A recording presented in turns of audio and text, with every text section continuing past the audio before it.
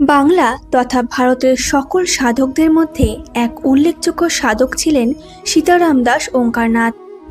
১৩৩ বছর পূর্বে এই ধরাধামে আবির্ভূত হয়েছিলেন তিনি। সেই সময়টা ছিল ফাল্গুন কৃষ্ণপক্ষ পঞ্চমী তিথি, তাই তার জন্মতিথি অনুসারে ওঙ্কার পঞ্চমী পালন করা হয়। কিন্তু আপনি কি জানেন কিভাবে ঠাকুর সীতারাম দাস ওঙ্কারনাথ এত বড় সাধক হয়ে উঠলেন? তার জন্মের সময় তার নাম কি ছিল? কিভাবে ঠাকুর সীতারাম দাস কোটি কোটি মানুষের আধ্যাত্মিক গুরু হয়ে উঠলেন?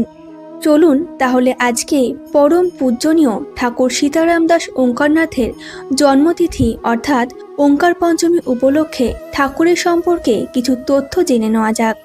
সালটা ছিল 1892-এর 17ই ফেব্রুয়ারি এবং বাংলার 1298 বঙ্গাব্দে 6ই ফাল্গুন কৃষ্ণ পঞ্চমী তিথি। পশ্চিমবঙ্গের হুগলির কেওটা গ্রামে শ্রী শ্রী সীতারাম দাসের জন্ম। অবশ্য জন্মের সময় তার নাম রাখা হয়েছিল প্রবোধচন্দ্র চট্টোপাধ্যায় এবং তার জন্মদাতা পিতা ছিলেন প্রাণহরি চট্টোপাধ্যায় এবং মাতা মাল্যবতী দেবী। পিতা প্রাণহরি ছিলেন একজন ব্রাহ্মণ এবং হুগলি জেলার ডুমুরদহে গ্রাম্য চিকিৎসক হিসেবে কাজ করতেন। আর এই হুগলিরই ডুমুরদহ ছিল প্রবোধের নিজের গ্রাম। তাদের কুলদেবতা ছিলেন ব্রজনাথ। ঠাকুর সীতারাম দাস আধ্যাত্মিক শ্রেষ্ঠত্ব অর্জনের পর তার সম্পর্কে একটি শৈশবের ঘটনা জানা যায়। একবার ছোটবেলায় তিনি মহামন্ত্র হরে কৃষ্ণ নাম সংকীর্তন শুনছিলেন এবং কীর্তনের সময় তিনি সমাধি অর্জন করেছিলেন। কিন্তু স্থানীয় গ্রামবাসীদের ধারণা অনুসারে তিনি অজ্ঞান হয়ে গেছেন বলে মনে করা হয়েছিল। তবে অনুষ্ঠান স্থলে উপস্থিত একজন তপস্বী তার দিদিমাকে বলেছিলেন যে তিনি অজ্ঞান হননি, বরং সমাধি লাভ করেছেন। যদি তার উপর গঙ্গার জল ছিটিয়ে দেওয়া হয় এবং তাকে ভগবান রামের নাম গান শোনানো হয়, তবে তিনি সমাধি থেকে সুস্থ হয়ে উঠবেন এবং তিনি তার স্বাভাবিক চেতনায় ফিরে পাবেন। এছাড়াও একদিন শিশু প্রবোধ হঠাৎ ঘুম ভেঙে উঠে বলেন তার পিতাকে, বাবা, উনি কে বাবা? গলায় মস্ত সাপ, সর্বাঙ্গে ছাই মেখে সাদা, হাতে শুল আর মাথায় জটা। কে উনি বাবা? পিতা প্রাণহরি চট্টোপাধ্যায় বুঝলেন যে ছোট্ট প্রবোধ কোনো সাধারণ কেউ নয়।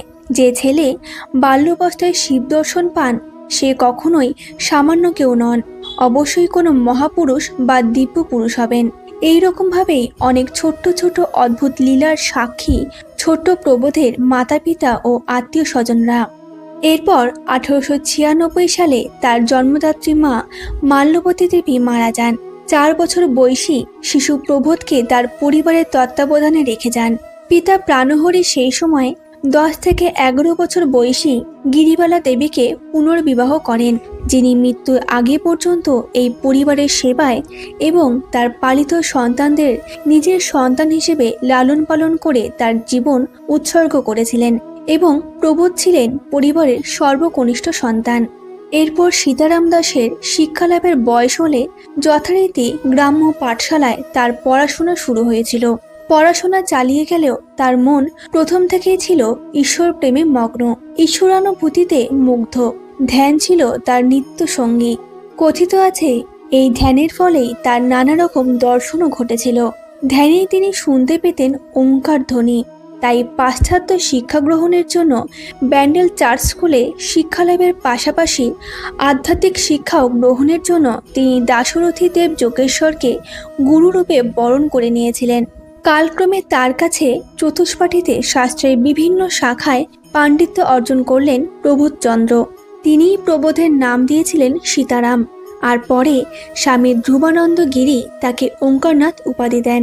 পরবর্তীকালে প্রবোধচন্দ্র খ্যাত হলেন সীতারাম দাস ওঙ্কারনাথ হিসেবে।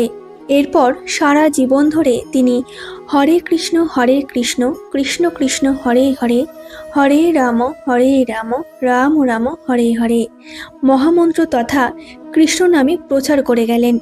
এই নামের রসে প্লাবিত করলেন তিনি তার দেশ কাল সময়কে। তবে প্রথম দিকে নাম প্রচার করলেও সীতারাম দাস কাউকে আক্ষরিক অর্থে মন্ত্র দীক্ষা দিতেন না। কিন্তু শোনা যায় হুগলির ডুমুরদহের রামাশ্রমে একটি গুহায় ধ্যানের সময় হরে কৃষ্ণ মহামন্ত্রকে একটি ঐশ্বরিক ধ্বনি হিসেবে শুনেছিলেন। পরে তিনি একটি ঐশ্বরিক দৈববাণী শুনতে পান যে, হে ঋষি, ডুব দিন।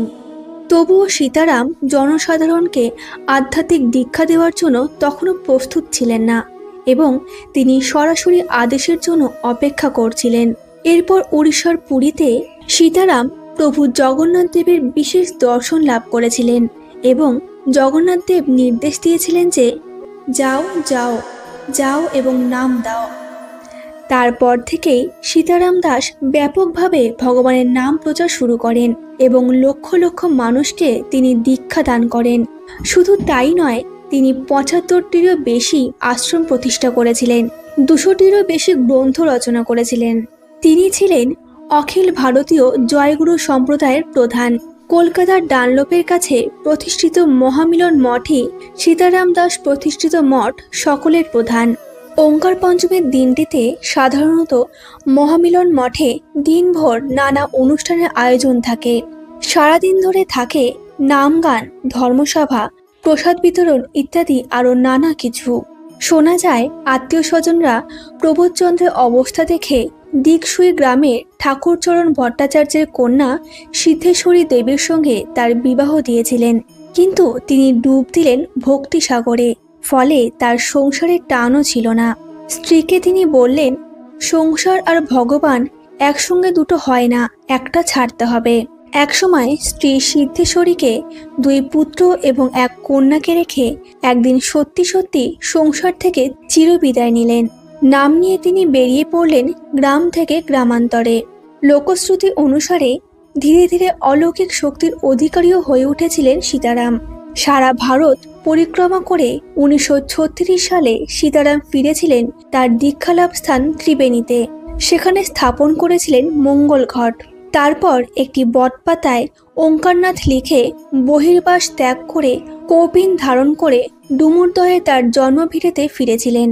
১৯৮২ সালের ৫ই ডিসেম্বর রবিবার গভীর রাত্রে ৯০ বছর বয়সে সীতারাম দাস ওঙ্কারনাথ চলে গেলেন আনন্দধামে, কিন্তু রয়ে গেল তার অমর্থ আত্মা, তার নাম গান, তার আধ্যাত্মিক উদযাপন। তাই ঠাকুরকে স্মরণ করে ওঙ্কার পঞ্চমীতে মহা ধুমধামে পালন করা হয় তার জন্মবার্ষিকী তথা জন্মতিথি। ভিডিওটি কেমন লাগলো কমেন্ট ও লাইকের মাধ্যমে আমাদের জানাবেন। ফিরে আসবো আবারও অন্য কোনো সনাতন ধর্ম রিলেটেড ভিডিও নিয়ে। ততক্ষণ ভালো থাকবেন আর আমাদের পুরাণ কাহিনীর সাথে থাকবেন। ধন্যবাদ।